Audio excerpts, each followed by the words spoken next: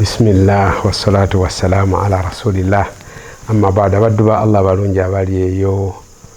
Assalamu alaikum wa rahmatullahi wa barakatuh. Gatugenda maaso ne programu yaffe ya hadithi y'olunaku nga tuli mu nnaku 10 ezisooka mu mwezi gwa Dhulhijja.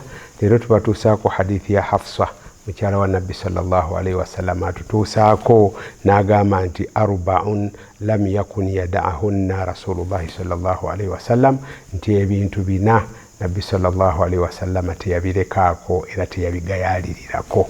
Kakati naawe wuliriza wetegereze ogambe nti nze naawe fe tuli abeetaavu ennyo ku mpeera okusinga Nabbi sallallahu alaihi wasallam Allah gwe yali yasonyiwa ebyasooka n'ebyoluvannyuma n'amugarantingira ejjana.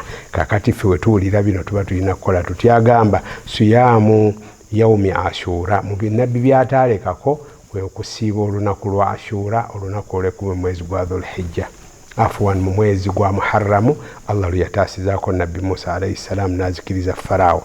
Agamba wal ashra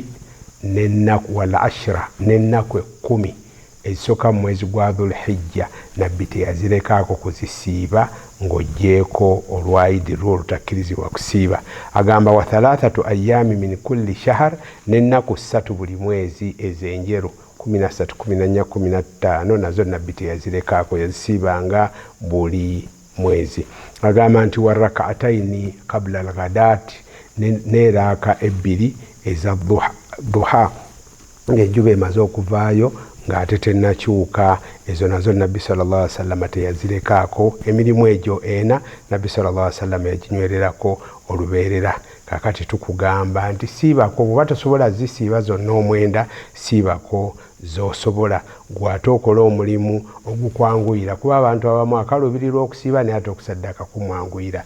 Abalala okusaddaaka kwe kumwanguyira, okusiiba kumukaluubiriza. Kakati tugamba kola ky'osobola, kuyunga luganda, kutendereza Allah subhanahu wa ta'ala n'emirimu emirala gyonna. Ekikulu beera nga okakasa nti olina ky'otadde ku akawunti yo ekizitowa mu nnaku zino 10 ezisooka mu mwezi gwa Dhulhijja. Kyekimu osobodde okgenda e Makka n'ogattako hijja ne umura, oba tosobodde w'oli wonna osobola okukolerawo omulimu omulungi ogukufunisa okusiima kwa Allah subhanahu wa ta'ala. Walhamdulillahi rabbil alamin.